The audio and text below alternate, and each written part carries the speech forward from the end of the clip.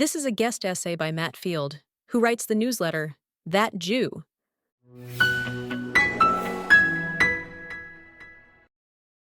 The German ambassador to Egypt works out of a house that used to belong to a Jewish family. So does the Swiss ambassador. So does the American one.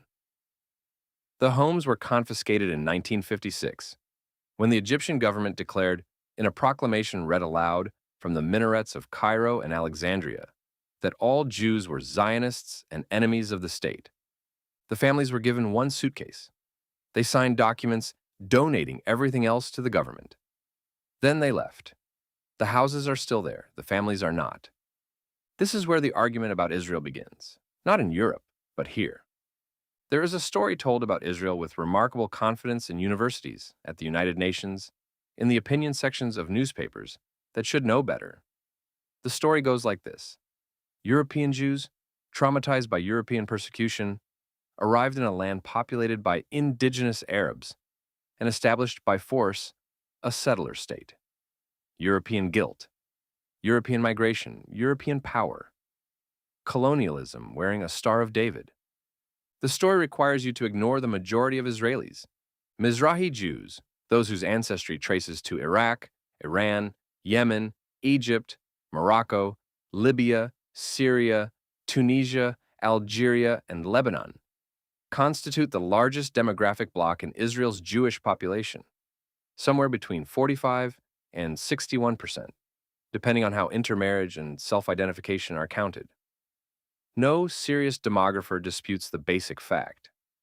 They are not European, but descendants of communities that lived in the Middle East and North Africa for over 2,000 years before the word Europe carried any political meaning. Many trace their origins to the Babylonian exile of 586 BCE. Their families were in Baghdad before Rome was a city. They were in Sana'a and Cairo and Tripoli, while the ancestors of today's loudest anti-Zionists were still pagans in northern forests. By every definition that the language of indigenous rights claims to honor, they are indigenous people of the Middle East. The colonial thesis does not complicate this fact. It requires its erasure. These communities did not arrive in Iraq and Yemen and Egypt from Europe or from nowhere. They arrived from the land of Israel, carried there by the conquests and expulsions that define the ancient world. The Babylonian exile of 586 BCE brought Jews to Mesopotamia when Nebuchadnezzar destroyed the first temple and deported the population of Judea. Later waves followed the Assyrian conquest, the Roman destruction of the Second Temple in 70 CE, and the subsequent dispersions that scattered Jewish communities across the region. The Jews of Baghdad, of Sana'a, of Cairo, of Tripoli were not immigrants to the Middle East from somewhere else. They were the exiled children of the land of Israel, living in the lands to which conquest had driven them, maintaining their language, their texts, and their memory of home across 2,000 years. When they came to Israel in the 20th century, they were not arriving as colonizers. They were returning. Now, to understand what was lost, you have to know what existed. The Jews of Iraq were among the oldest continuous Jewish communities on earth. Their roots in Babylonia stretched to the destruction of the First Temple. They did not merely survive in Iraq, they built there. The Talmud, the central text of Jewish law and life that has governed Jewish practice for 15 centuries, was composed in Babylon, in the academies of Sura and Pumbedita, on the soil of what is now modern Iraq. By the early 20th century, Jews made up roughly a third of Baghdad's population. They were merchants, musicians, government officials, doctors, and bankers. They spoke Judeo-Arabic and prayed in Hebrew and had done both, without interruption, for 2.5 millennia. The Jews of Yemen maintained a liturgical tradition so ancient and so isolated from the rest of the Jewish world that scholars of Hebrew phonetics study it today to understand how the language was originally pronounced. They had been in the Arabian Peninsula since before the rise of Islam. Their piyutim, their sacred poetry, carried melodies that the rest of the Jewish world had forgotten. The Jews of Morocco and Algeria predated the Arab conquest of North Africa. The Persian Jewish community traced its origins to the era of Cyrus the Great, who is named in the book of Isaiah as the instrument of Jewish liberation. The Jews of Egypt and the Jews of Syria were ancient. These were not transplanted peoples, but rooted ones with sacred texts, living languages, and unbroken communal memory reaching back to the earliest chapters of Jewish history. In 1948, there were 135,000 Jews in Iraq, 265,000 in Morocco, 140,000 in Algeria, 105,000 in Tunisia, 100,000 in Egypt, 60,000 in Yemen, 38,000 in Libya, and 30,000 in Syria. Today, there are fewer than 10 Jews in Iraq, fewer than 10 in Yemen, and fewer than 10 in Libya. The end of each community had its own texture, but the pattern was the same everywhere. In Baghdad, the unraveling began on the Jewish holiday of Shavuot 1 in June 1941. Nazi influence had reached Iraq through the German ambassador Fritz Grobe, who funded anti-Semitic newspapers, bankrolled a youth movement modeled on the Hitler Youth, and cultivated a pro-Axis officer class. When a short-lived pro-Nazi government collapsed and British forces moved toward the city, mobs took to the streets. Over 2 days, roughly 180 Jews were killed, hundreds were wounded and raped, and 1,500 homes and businesses were looted and destroyed. The pogrom is called the Farhud, an Arabic term often translated as violent dispossession or pogrom. It is not taught in schools. A decade later, Iraq criminalized Zionism, seized Jewish property, stripped Jews of their citizenship, and arranged the conditions under which 120,000 Jews boarded planes to Israel in Operation Ezra and Nehemiah, leaving behind the land where the Talmud was written. In Egypt, President Gamal Abdel Nasser's government waited until the Suez Crisis of 1956. Then the proclamation went out from the mosques: Zionists, enemies of the state. One suitcase, sign the form, leave. Between 1948 and the late 1960s, more than 80% of Egypt's Jews fled, most to Israel, some to France and the Americas, all to a life rebuilt from nothing. In Yemen, anti-Jewish riots erupted in late November 1947, triggered by protests against the United Nations partition plan. Over 3 days, more than 80 Jews were killed. Over 100 Jewish-owned businesses looted, synagogues burned. In 1949 and 1950, in an operation the Israeli government called On Wings of Eagles, nearly 49,000 Yemenite Jews were airlifted to Israel. Many had walked for days through the desert to reach the airstrip. They arrived carrying almost nothing. They brought their Torah scrolls. In Libya, the Jews had been present for over 2,000 years, their roots in the region traceable to before the destruction of the Second Temple. In 1945, Arab nationalist riots killed more than 140 of them and destroyed hundreds of their homes. Another pogrom followed in 1948. More dead, more homes burned. When Prime Minister Muammar Gaddafi came to power in 1969, he confiscated all remaining Jewish property by law.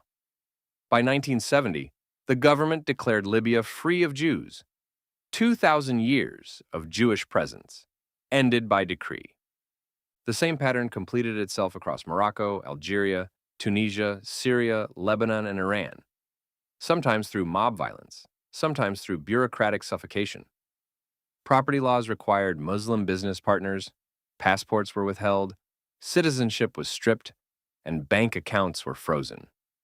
The Jewish communities of the Arab world were liquidated across 3 decades through a combination of persecution, pauperization, and periodic slaughter, until more than 99% were gone. The land confiscated from those who fled amounts to 40,000 square miles, 5 times the size of Israel, in 1948. The property losses documented across 22 archives and submitted to the United Nations Human Rights Council are valued at $263 billion in current terms.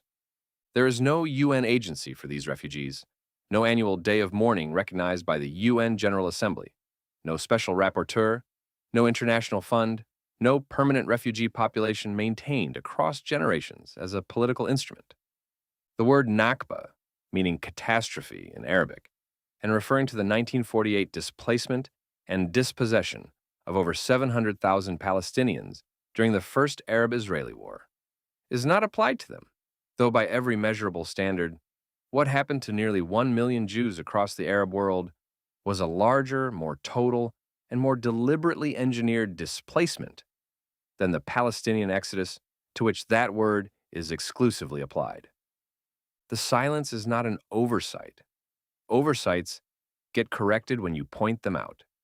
This is where the argument has to be named precisely. The people who advance the colonial thesis about the modern state of Israel are not, in general, ignorant of Mizrahi Jews. They are educated people. They read. They know that Israel is not a monoculture.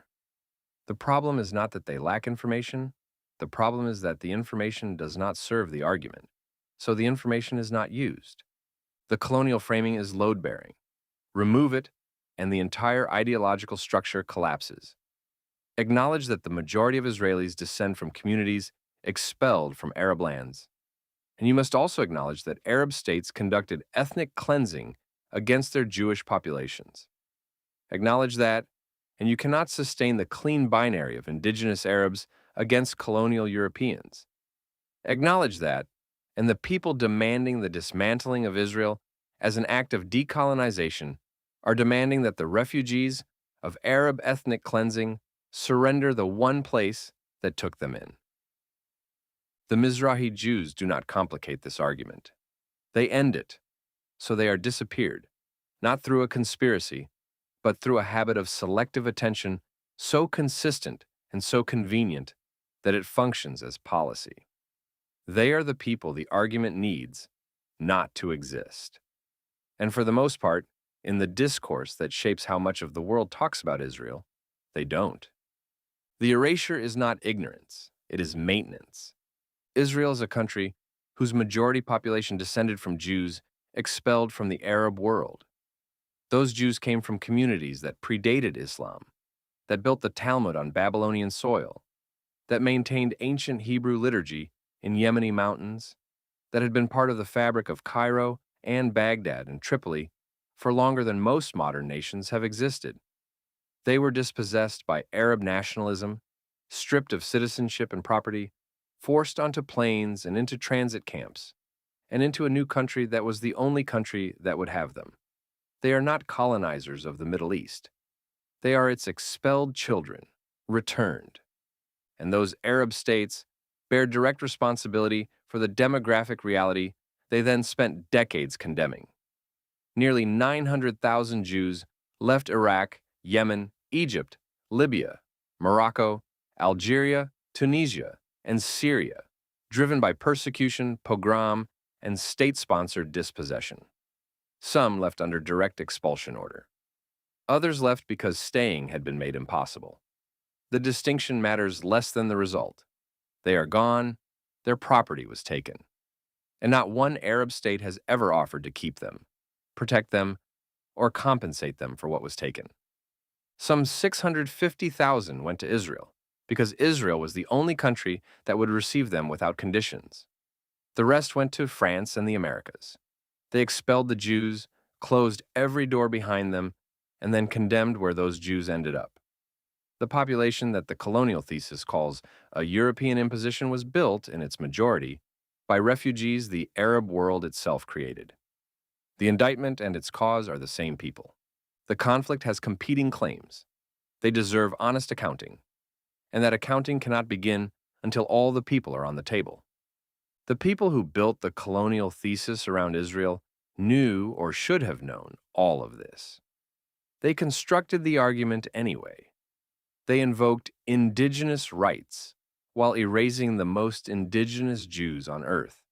They demanded historical accountability while granting total immunity to the Arab states that liquidated their Jewish populations and kept the stolen property.